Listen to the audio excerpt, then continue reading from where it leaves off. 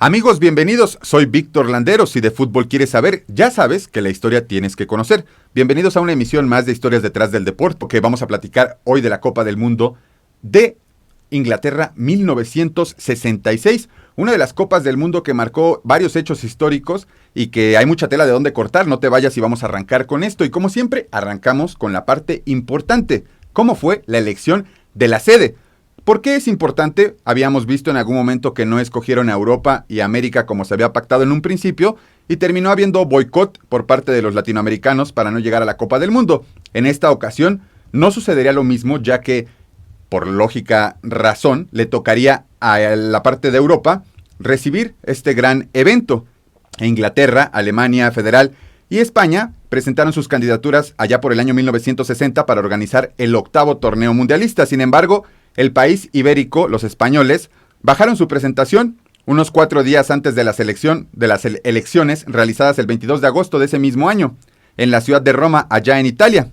Ahí, el país de origen de este deporte derrotó a Alemania por 34 votos contra 27. ¿Quién es el creador de este deporte? Los ingleses. Y curiosamente, hasta la 8ª edición podía llegar la Copa del Mundo a sus canchas, ya que pese a ser los creadores de este magnífico deporte, no habían tenido la oportunidad de participar dentro de la misma por diferentes temas políticos, futbolísticos. Evidentemente se atravesó la Segunda Guerra Mundial y todo eso fue rompiendo la relación de los ingleses o del Reino Unido con la Federación Internacional de Fútbol Asociación. Pero bueno, al final tuvieron esta gran victoria frente a los alemanes por 34 votos y los alemanes se quedaron solo con 27. Los demás pues ni siquiera votaron. Principalmente debido a la actividad de la participación del presidente de la FIFA en aquel entonces, que era el inglés Stanley Rose, ¿sí? Y como forma de celebrar el centenario, propusieron que este centenario de la Federación de Fútbol Inglesa se llevara a cabo recibiendo la Copa del Mundo del 66, porque ellos consideraban que eran los ideales para poder llevar esta Copa del Mundo a casa. ¿Qué es lo que pasaba para poder llegar a la Copa del Mundo? Bueno, te platico que África y gran parte de África y de Asia renunciaron al evento. ¿Por qué? Primero, el mundial se hacía solamente en Europa y en América. Obviamente ellos ya estaban un poco fastidiados de que aparte que no les daban la Copa del Mundo, tenían que ir a una clasificación, les daban muy pocos boletos para poder asistir a la justa y no les parecía tampoco tan justo que este tipo de decisiones las llevaran a cabo los dirigentes de la FIFA para retrasar la participación de estas pequeñas selecciones que ya empezaban a mostrar cosas interesantes como Japón, como China, países donde hay una gran población y evidentemente ellos pueden competir a gran escala.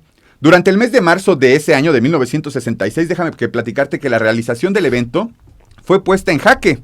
Tras el robo de la Copa, Jules Rimet, lo puedes imaginar, la Copa del Mundo se había perdido, la cual en ese momento era exhibida al público en una iglesia de Westminster. El trofeo permaneció perdido durante 8 días, tras los cuales un perro de nombre Pigles, siempre lo digo, los perros son maravillosos, lo acabamos de ver con Porteo en el temblor que acaba de suceder en Turquía y Siria, también lo vivimos aquí en México con Frida, si no mal recuerdo, y ahora pues bueno, Pigles era el encargado de encontrar la Copa del Mundo, Jules Rimet, en la casa de un jardín, lo puedes imaginar, más bien en el jardín de una casa, y el ladrón fue finalmente condenado a todo esto a 2 años de prisión. Mientras Pigles logró una gran popularidad, pues siendo el perro que fue exhibido durante el día de la inauguración del evento. Lo llevaron a esta gran apertura de la ceremonia y pues bueno, la gente se volvía loca. Y fue la primera vez que este evento iba a ser transmitido en televisión a todo el mundo vía satelital, aunque blanco y negro, pero al menos ya era una emisión mundial o global que acercaría a este gran deporte a todos. Pero ¿qué pasaba en el mundo? Siempre platicamos de qué es lo que estaba pasando en el mundo. Déjame contarte que Martin Luther King fue herido en la cabeza por una piedra lanzada por una enardecida multitud de gente blanca durante una marcha por los derechos, evidentemente, de las personas negras en Nueva York, y comenzó en aquel entonces la construcción de las famosas Torres Gemelas que después fueron derrotadas o tiradas por la gente de Medio Oriente, ¿no? ¿Qué más pasaba en el mundo? Porque en el mundo siempre están pasando cosas, y específicamente en Barcelona, allá en España, fue demolido el Camp de les Corts, el antiguo estadio del Fútbol Club Barcelona, que hoy todos lo conocemos como el Camp Nou. En Reino Unido, también en Europa, Barry Butler, el capitán del Norwich City, desgraciadamente perdió la vida en un accidente automovilístico. Muy cerca de ahí, en Francia, en Le Mans Ford, ganó las 24 horas de Le Mans contra Ferrari con su Ford GT40. Y en Japón, allá en Asia, se comenzó a emitir una de las series más populares y más exitosas a nivel mundial. ¿Te suena Ultraman? Así es, 1966, Ultraman rompía la televisión en el país asiático. Pero para empezar calentando en la música, ¿qué es lo que estaba pasando? Pues se trata de uno de los primeros discos en 1966 más importantes, el primer disco doble en la historia de la música moderna, y es considerado por la crítica uno de los mejores de la historia del rock and roll en Londres. El grupo británico The Beatles lanzaba con su álbum Revolver. Continuamos platicando todo lo que pasaba en el año 1966 y ya platicamos un poquito de lo que pasa en el mundo y cómo se llevaba a cabo la elección de la Copa del Mundo para Inglaterra. Ya se tenía la elección del Mundial, ya teníamos todo lo que estaba pasando en el mundo, pero hay que regresar aquí, a tierra. ¿Qué es lo que sucedía en nuestro país, en México? ¿Te suena Javier Barros Sierra? Bueno, te quiero contar que en aquel año fue nombrado el rector de la UNAM en México. Y también en nuestro país, en ese año que fue muy importante y trascendente, se inauguró el estadio más icónico a nivel mundial, desde mi gusto, el Estadio Azteca. En su partido inaugural, las Águilas del América empataron 2-2 frente a un rival italiano, el Torino de Italia, con el primer gol dentro de este complejo, hecho gracias a Arlindo dos Santos, un brasileño que tuvo una muy buena época en el fútbol mexicano. Pero bueno, nos metemos de lleno con la participación de México en la Copa del Mundo. Porque sí, luego de hacer historia en la Copa del Mundo de Chile en 1962, la selección mexicana ilusionaba de cara a su participación en este Mundial de Inglaterra 1966. Además, uno de los icónicos jugadores de nuestra selección, la Tota Carvajal, llegaba a su quinta Copa del Mundo. Parece una cosa sencilla, pero en realidad no lo es. Y México se caracteriza en tener varios jugadores con 5 Copas del Mundo, siendo este el primero a nivel mundial. Ya más adelante llega Lothar Matthäus al 98 a la Copa de Francia 1998, 2002 por ahí, y cumple su quinta Copa del Mundo. Pero el primero en hacerlo en toda la historia del fútbol es Antonio La Tota Carvajal, portero icónico de la selección mexicana. Y para este certamen, pues México llegó gracias a ser el primer lugar en el clasificatorio de la CONCACAF. No tuvieron problemas, aunque para su mala fortuna, nos volvió a tocar ubicados en el grupo A, y otra vez tendríamos que jugar contra el anfitrión. Ahí nos tocó compartir el sector contra Inglaterra, Uruguay y Francia. Si lo analizas, es un sudamericano y 2 europeos, que hoy son campeones del mundo, los 3. Pero bueno, por primera vez no se inició el Mundial perdiendo. Siempre nos tocaba iniciar perdiendo contra Brasil, contra Suecia, Suiza, diferentes cotejos o hasta contra la misma Francia en el primer Mundial. Y México sacó en esta ocasión un empate ante los europeos. Pues primero, Enrique Borja hizo soñar a todos los mexicanos cuando abrió el marcador al minuto 48. Y si no lo recuerdas, quiero platicarte que la narración de ese gol fue icónica, ya que el comentarista, cuando Enrique Borja toma la bola, viene el famoso, no falles Borja, no falles, no falles. Y bueno, Borja pues no falló, anotó el primero al minuto 48 para los mexicanos, pero 15 minutos después el empate llegó para los franceses por medio de Gerard Hauser. Y con esto pues México tendría solamente un punto. La mala fortuna para los mexicanos llegó en el segundo partido del torneo cuando nos enfrentamos al anfitrión, a Inglaterra, y había jugadores de una talla exquisita. En esa selección que después fue la campeona del mundo con una polémica, se encontraba Sir Bobby Charlton. Si no sabes quién es Bobby Charlton, te platico que es un jugador del Manchester United, que en aquella época, en los 50s, este equipo se dirigía para otro país a hacer un vuelo comercial para poder llegar al partido. Evidentemente los vuelos eran muy diferentes en aquella época a lo que vemos hoy en día. Y desgraciadamente todo el equipo del Manchester United murió, ya que el avión se desplomó y ninguna de las personas que estuvieron ahí podían salir con vida. Pero oh sorpresa, Sir Bobby Charlton fue uno de los sobrevivientes de este impacto aéreo, y no solamente eso, se volvió capitán en su equipo, llegó a la selección, se vuelve capitán, e inclusive en el Mundial de 1966, pues logran cosas magníficas como ganar el trofeo. Te decía que Bobby Charlton fue quien, junto con Roger Hunt, fueron unos de los anotadores de los goles para vencer a los aztecas con un marcador de 2-0, que tampoco nos fue tan mal porque ya nos habíamos llevado algunas goleadas. En el último duelo, a México le tocó enfrentar al cuadro uruguayo, a la Garra Charrúa, que ya habían tenido 2 campeonatos de la Copa del Mundo, ganando uno en Brasil y el otro en el inaugural en 1930, con la misión de pasar en esta ocasión y por primera vez de ronda en la Copa del Mundo, pero se quedó todo en un fracaso. Los uruguayos no lo lograron. Y más adelante un empate 0-0 permitió a los sudamericanos clasificarse como segundo lugar de grupo y la selección mexicana volvió a quedar eliminada del certamen, quedando en la posición número 12. Lo más rescatable para México, porque en realidad hay muy poco que rescatar, se pierde un partido y se empatan dos. Por primera vez ya no nos vamos tan mal en las últimas posiciones, pero tampoco dimos una actuación destacada.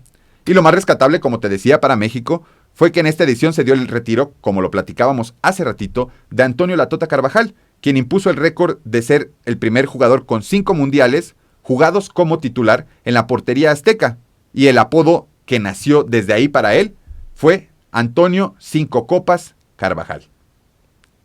En la música, en los Estados Unidos, los Beach Boys lanzaban el álbum Pet Sounds de 1966 y de peculiar belleza por sus armonías vocales.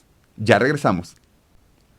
Ya dimos una gran vuelta por la participación de México en la Copa del Mundo, ya supimos lo que pasaba en 1966, pero ¿qué es lo que pasaba en el evento? Porque como te dije, fue un evento histórico. Aquí hubo jugadores que toda la vida los vamos a recordar, como Eusebio, Bobby Charlton, Yashin, la araña, el portero histórico ruso. De verdad, era increíble ese portero. No creo que exista un mejor portero que él en esta época, ni creo que vaya a existir. Habían varios jugadores que ya empezaban a llamar la atención, y otro de ellos pues era el Rey Pelé, que a pesar de no poder llegar a la final en esta Copa del Mundo, siempre fue como uno de los jugadores importantes dentro de su combinado nacional, al igual que Eusebio con los portugueses cuando tuvieron la oportunidad de jugar el partido por el tercer lugar. Pero a pesar de los 9 tantos que marcó en los 6 partidos que jugó, Portugal se quedó en el camino y no logró ser campeona del mundo luego de caer ante Inglaterra en la semifinal, lo cual era hasta cierto punto lógico porque los locales pues llevaban mano. Sin embargo, su aporte fue decisivo para que el seleccionado luso obtuviera el tercer puesto tras vencer a la Unión Soviética, en donde estaba Yashin, en un encuentro en el que el delantero se anotó en el marcador. Los dirigidos por Otto Gloria se subieron al podio por primera vez y hasta el momento es la única ocasión donde Portugal ha podido estar entre los primeros 3 en una Copa del Mundo. La selección anfitriona pudo desplegar un juego ofensivo con el que se coronó campeona del mundo por primera vez en su historia. La selección dueña de casa conquistó su primer título tras ganar en la final de la Copa del Mundo a Alemania Federal. Era un partido de locos. Se esperaba, obviamente, que fuera un partido cerrado, pero no con tantos goles. Empezó ganando ante casi 100,000 espectadores que coparon Wembley, el antiguo estadio de Wembley. El combinado de los 3 leones se quedó con la final en el primer tiempo extra, ya que el empate perduró a 2 sobre los 90 minutos. Los goles del campeón fueron obra de George Hort, que convirtió un triplete, y Martin Peters. Sin embargo, la polémica no podía faltar. Y de verdad, quiero que entiendas que esto ha vivido desde la época de 1966 y que apenas se intenta resolver en la época actual.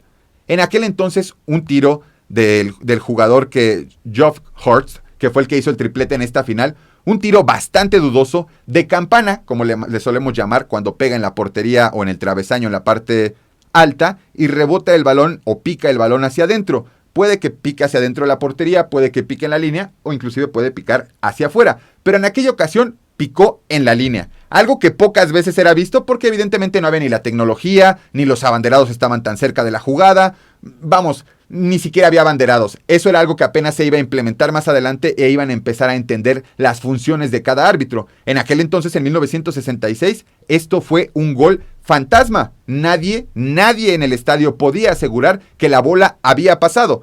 Obviamente los ingleses creyeron que así había sido, pero los alemanes aseguraron que nunca pasó ese balón. Con tecnología y con todo lo que hemos avanzado en el mundo, se comprobó más adelante que esa pelota nunca traspasó la línea. Con esto, pues nos deja muchas dudas del polémico campeonato que ganan los ingleses, sí, con un empate en los 90 minutos por un 2-2 y lo terminan ganando 4-2 en el marcador final. Pero siempre se van a ver manchados por ese pequeño detalle en donde para muchos el gol ni siquiera tenía que contar.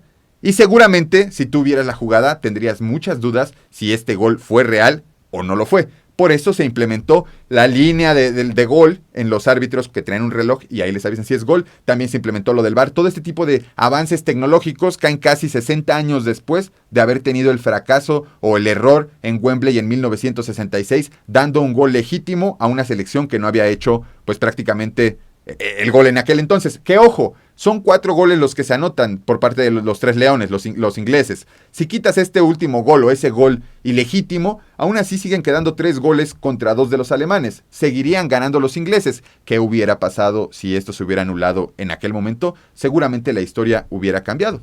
Pero bueno, para eso siempre recuerda que si de fútbol quieres saber, la historia siempre tienes que conocer. Vamos a cerrar esto en la música, porque déjame contarte que en los Estados Unidos se publicó Blonde on Blonde, el 7º álbum de estudio de Bob Dylan, uno de los grandes de la época, grabado casi íntegramente en una sola ciudad, en Nashville. Agradezco mucho tu sintonía y los espero la próxima semana.